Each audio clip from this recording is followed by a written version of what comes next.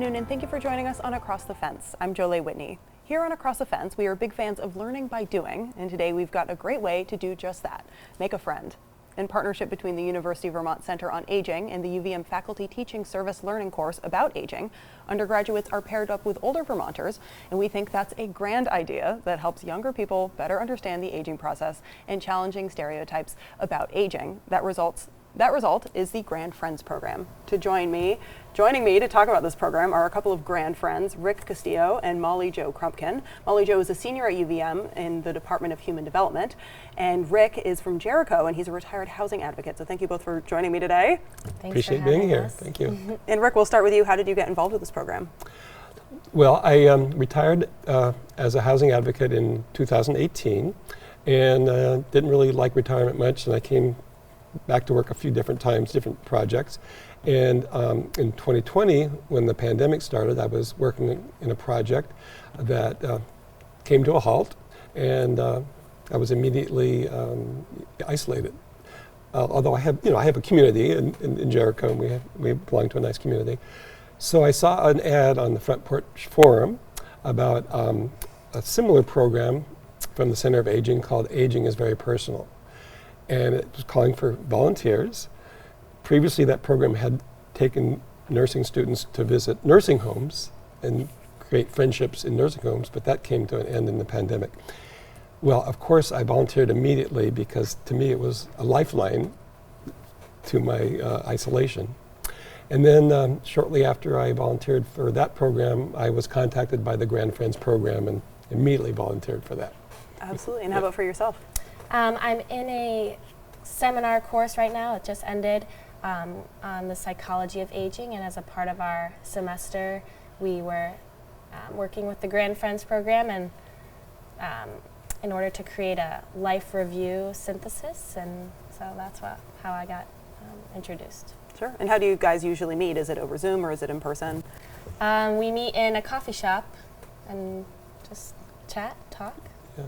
We both intentionally wanted to meet in person. Mm-hmm. We had the option to meet virtually, but there's really no comparison with it being in person. Yeah. Mm-hmm. And how often do you guys get coffee? We met 4 times throughout the school semester, so every other week we would meet up. Mm-hmm. And Molly Jo, this program is essentially a class that you're taking, but obviously it sounds like more than just something you do for credit. So talk about the connection that you and Rick made. It's been a really great connection. We've got to learn a lot about each other. It's been really cool to engage with somebody outside of the school setting and somebody who's integrated in the community, and Rick has a lot of great stories and information about Vermont and his life, so yeah. Absolutely. And as we were getting ready for this taping, we got some intel that Rick shared some song lyrics with you. Rick, will you tell that story? Sure. So a lot of the questions I get when I meet up with students, it would be about my philosophy or spirituality or things like that. And I always think of certain song lyrics that I like to share with people because they resonate with me. So should I give you a couple of examples? Sure, go ahead. Okay, so one of them is just one line from a song by Tom Petty, and it really speaks to me, and it's very simple. It says, "Most things I worry about never happen anyway." And that kind of teaches me that I can't be so wrapped up in worries that I miss life, right? Yeah. And then another one I really like is by a singer-songwriter named Patty Griffin, and it's a song called Railroad Wings, which to me is a great description of a person that's aging. And the line in that song that I really like is similar. It's as far as I can tell, almost everything means nothing, except for some things that mean everything. So it's, what do you treasure? Do you treasure all these worries that you have, or do you treasure, what makes life wonderful, which is community and friends and family and love, like that? Sure. Yeah. And had you heard of these songs before he mentioned them? I had not, but I listened to all of the songs he shared with me after our meetings. Nice. So. And what else did you guys kind of learn about each other's doing this? I learned a lot about Rick's childhood growing up and his many interests. He has a lot of really cool interests that I was engaging with. Learned a lot about your different careers and relationships you've had, and the list goes on. And how about for you?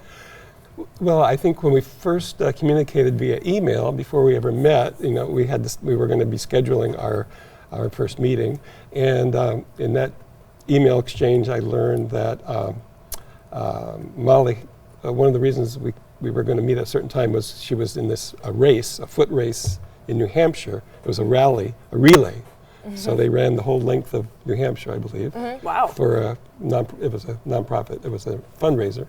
It wasn't a fundraiser, but it was a race. Okay, it was a race. Yeah. And then I had just participated in a race in my kayak, or I attempted a race across 3 different lakes in Maine, and it didn't end well, but it was a great adventure, and it was a great story to tell. Yeah. And you're both hockey fans, is that right? Exactly. So so we connected about the race.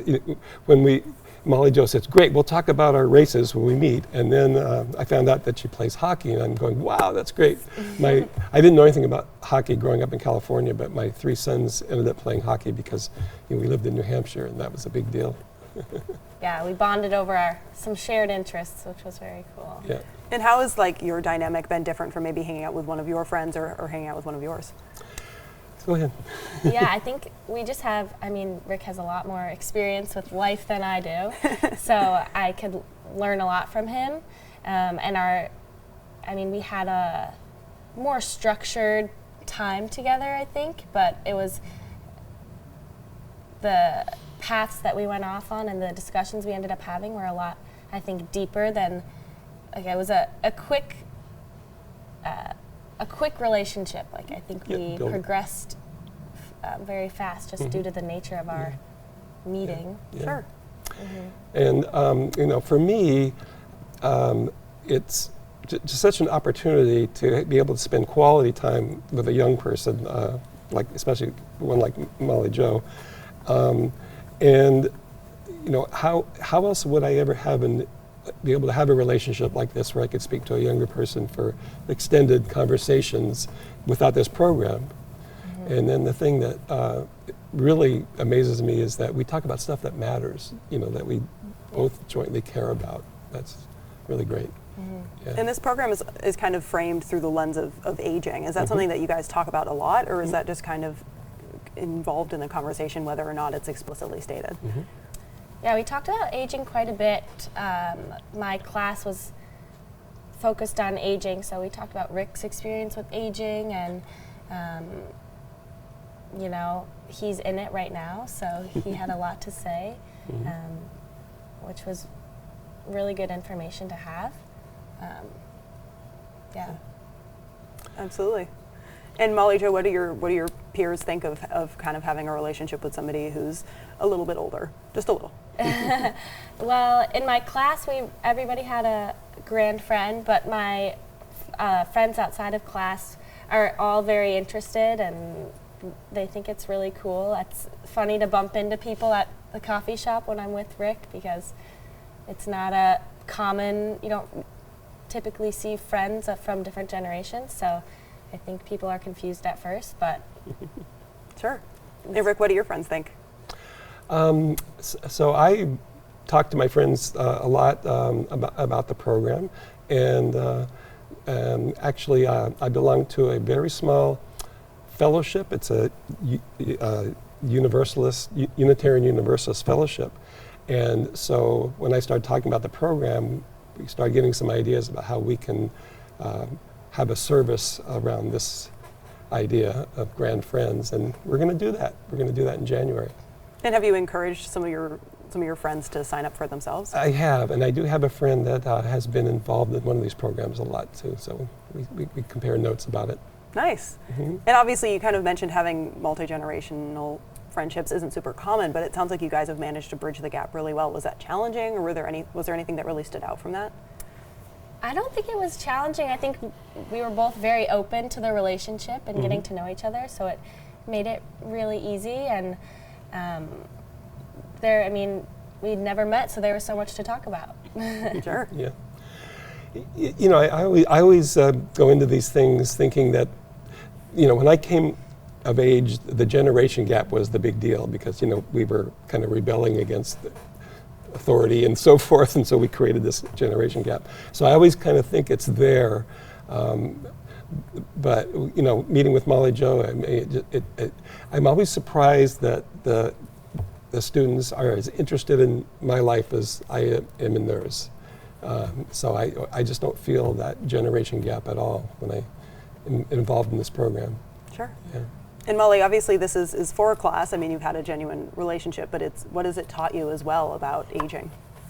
I think it's just taught me how personal aging is and how unique it is to every single person, and some of the things that I learn in class relate to Rick, and then some of the things I learn in class don't relate to Rick, and so I think every person's aging story is so different, and it's important to treat it differently. Sure. So And do you have any advice for creating an intergenerational friendship? I think just be open to it and open your mind to a possibility of being friends with people in different generations, and how important listening is, and you can learn so much. So. Sure. And how about for you? Any advice?